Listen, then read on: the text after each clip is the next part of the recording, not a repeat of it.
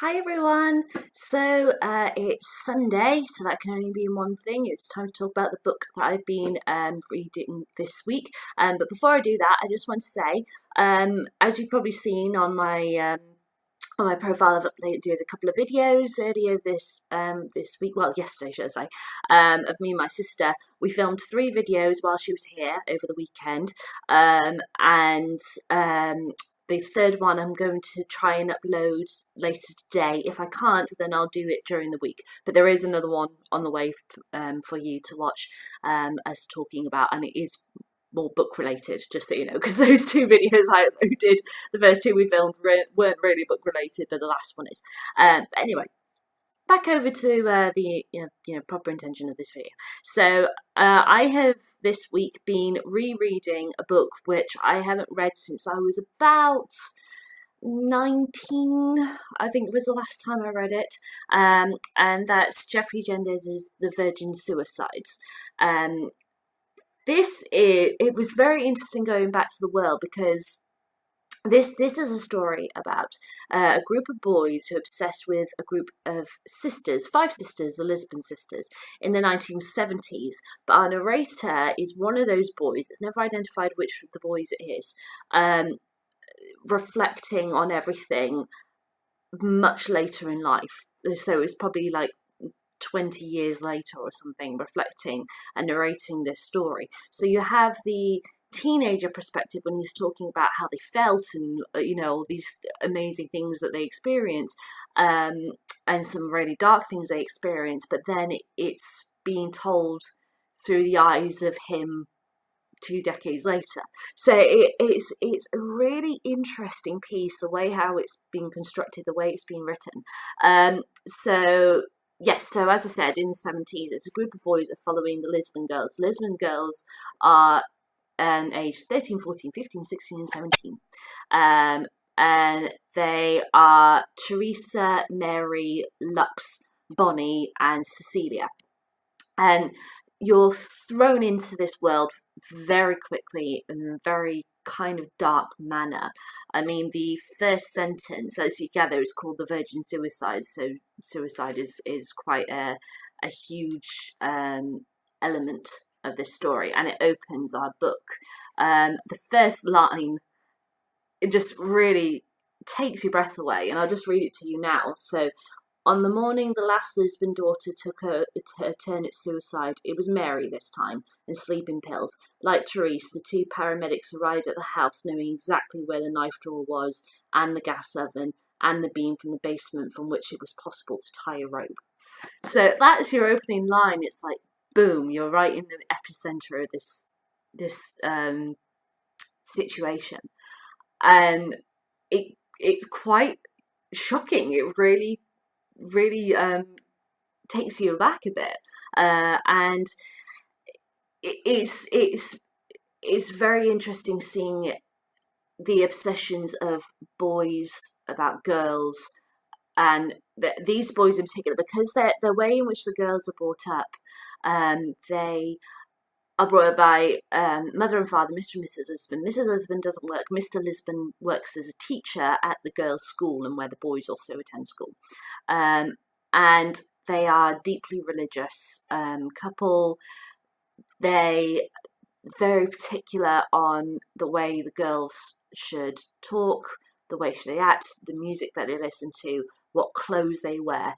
They have to, very wholesome kind of family, but there are cracks, underneath it all, and it really propels forward. The whole thing, it covers about 18 months to 2 years in total, this book. And yeah, oh no, sorry, no, it's a year, sorry, do forgive me. I was thinking it was longer than that. I just realised, I just figured out the timeline in my head of where people are and what they're doing. But then no, I suppose it's a bit longer than a year, because you have that initial line. It gives you an event, and then that leads on to something else, which is the starting point of the story, to do with Cecilia.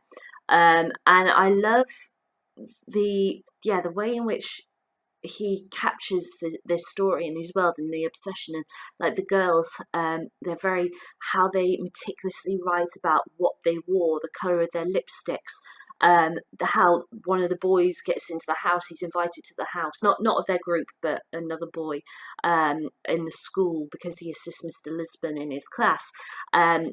And they obsessively write about what he found in the bathroom, and how there was a used tampon that got found, and how he wanted to take it with him to. It sounds really, things like that. It's like, oh my god, that's disgusting. But it's this obsession that these boys had with these girls, these mysterious girls who they were never allowed to go near, and even if they could, it's that thing of not being able to pluck up the courage. They are so mysterious and eerie, and it's amazing. And there's the way in which Jeffrey writes it. I'm just going to read you a bit of the book, in which something's happened with Cecilia, and they've managed to get hold of her diary, which is one of the exhibits in throughout the book. It refers to, exhibit 1, the picture of the house; exhibit 2, this note that Mr. Lisbon wrote, or what. They've got all of these bits of evidence. And they're trying to, in a sense, by writing the book and telling the story, they're trying to put the pieces together of what really happened in this event that is the finale of the book, which is absolutely astonishing read. But anyway, this is just to give you an idea of Jeffrey and how he writes this. This is them going through the diary, Cecilia's diary, basically. This is just a little bit. And yeah, so they're reading all about Lux obsessing over a guy called Kevin, and she wrote Kevin in all of her underwear, and her mum found them and bleached all them out, and she's crying her eyes out. And it says, "We can never understand why the girls cared so much about being mature, or why they felt compelled to compliment each other. But sometimes, after one of us had read a long portion of the diary out loud, we had to fight back the urge to hug one another or tell one another how pretty we were. We felt the imprisonment of being a girl, the way it made your mind active and dreamy, and how you ended up knowing what colours went together. We knew that the girls were our twins, that we all existed in space like animals with identical skins, and that they knew everything about us, though we couldn't fathom them at all. We knew finally that the girls were really women in disguise, that they understood love and even death, and that it was our job to merely create the noise that seemed to fascinate them." When I read that, when I was like 15, 16, I had never read anything like that. That was just so poetic, and you understand these boys very well from just something like that, and how the obsession grows and grows, and as time goes on, the world of the girls it gets rocked like mad, and they end up, I wouldn't reveal exactly why this happened, because obviously I want you guys to read the book to understand. But Mrs. Lisbon shuts them up in the house in maximum security isolation. They literally, they can only leave the house to go get the mail from the mailbox out front. Their records are burnt. Things like the house begins to fall apart and rot, and the smell, they say, that exudes from the house whenever the door gets opened is disgusting, and you can just feel the life, and the girls are losing weight, and they can see that they've become very skeletal, and it's so amazing. And in this final sequence, it just erupts. And I love especially that the characters are really affected by the girls. So you've got Trip Fontaine, who falls for Lux throughout the course of the story, and Mr. and Mrs. Lisbon, as well as neighbours and such. You learn about what has happened to them after all of these events, and how the final sequence, how it can bring communities together, it can rip communities apart, it can rip people's lives apart and cause addictions, and Trip especially, I kind of, because of his childhood and everything that he talks about, and the way he is when he's 17, the way he views the world, and especially how he views Lux as well, I kind of predicted what happens with him in his later life, because you could kind of see it coming, but because of the effect of Lux and what happens in that final sequence, that really pushed him on his path. He didn't gingerly step on the path, and as years gone by, gotten deeper and further along it, he slammed into that path because of what happens in the final sequence of this book. And it's absolutely amazing. The book also, I love just a little tidbit that there are 5 Lisbon girls. There are only 5 chapters in this book, so these chapters are really quite long. So it's about 250-page book. But yeah, I love that there's 5 key stages of what happens to them, and there are 5 chapters in total, and obviously there's 5 Lisbon girls, so it's absolutely phenomenal. I would strongly recommend this to anyone. It really is a kind of modern, again, just like the Perks of Being a Wallflower, this modern take on kind of The Catcher in the Rye and seeing the world, for those who don't necessarily fit in, kind of seeing the world in a new and wondrous way.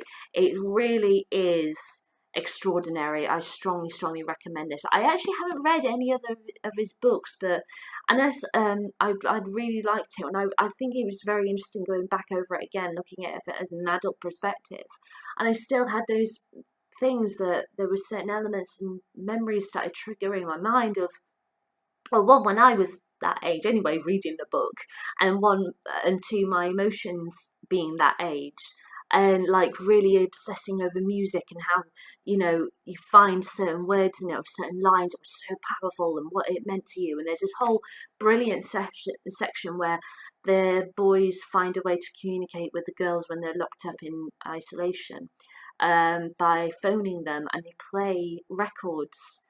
Like the first one is "Hello, it's me," and to the girls, and the girls reply back with a song each day. They kind of flip back and forth each day, and every song has got a distinct line or a distinct feel, or a story that really connects, and it helps them establish their friendship in this isolated world that they're in. It's absolutely extraordinary to come up with these ideas, and I really loved it.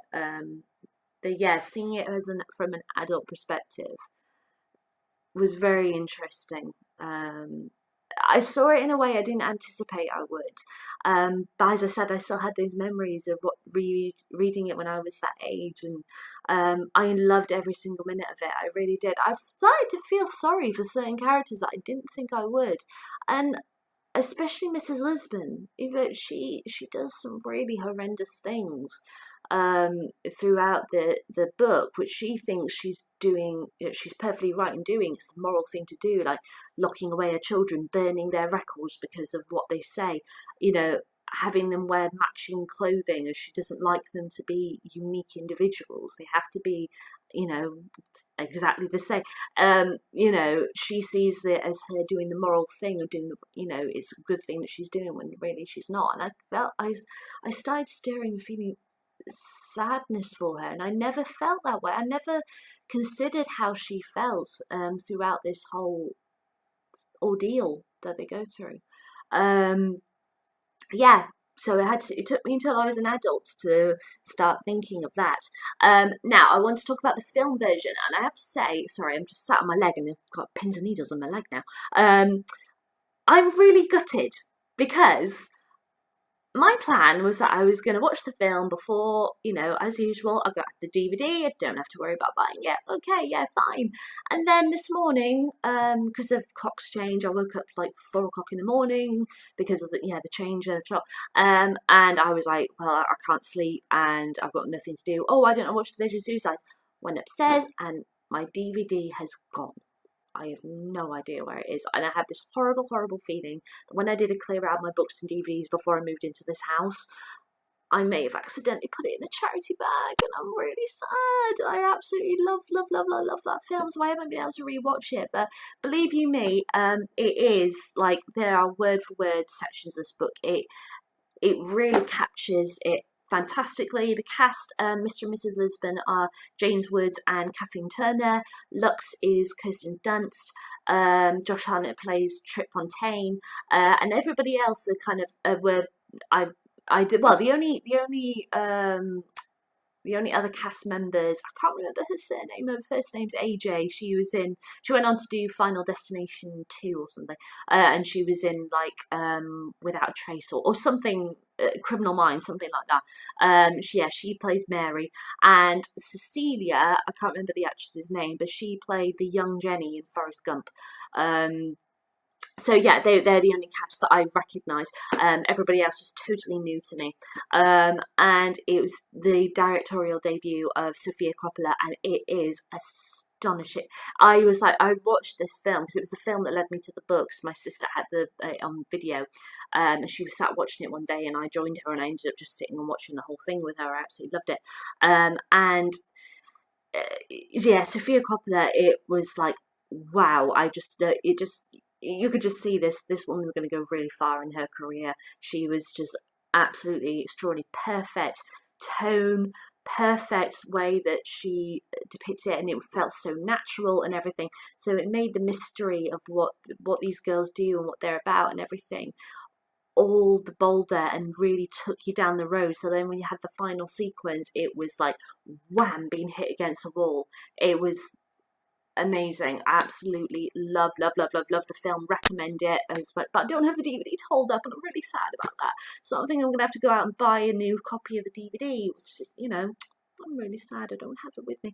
But I'll put the trailer for it in the description of this video so you can see the trailer, and I think most likely somebody's uploaded the whole thing on YouTube anyway, so you can watch it or get hold of the DVD copy. But I strongly recommend that you watch the film. It's absolutely fantastic. Okay then, I'm going to stop there. As usual, I'll be back soon with another video announcing what my next book I'm going to be reading, and I will see you guys later. Alright, and I forgot to say, sorry, if you've read this book, if you want to leave me a comment what you thought about it, that'd be great. Or if you want to give me a thumbs up or a thumbs down, show me what you think, entirely up to you. But anyway, yeah, I will be back soon, guys, and I guess I'll see you then. Bye.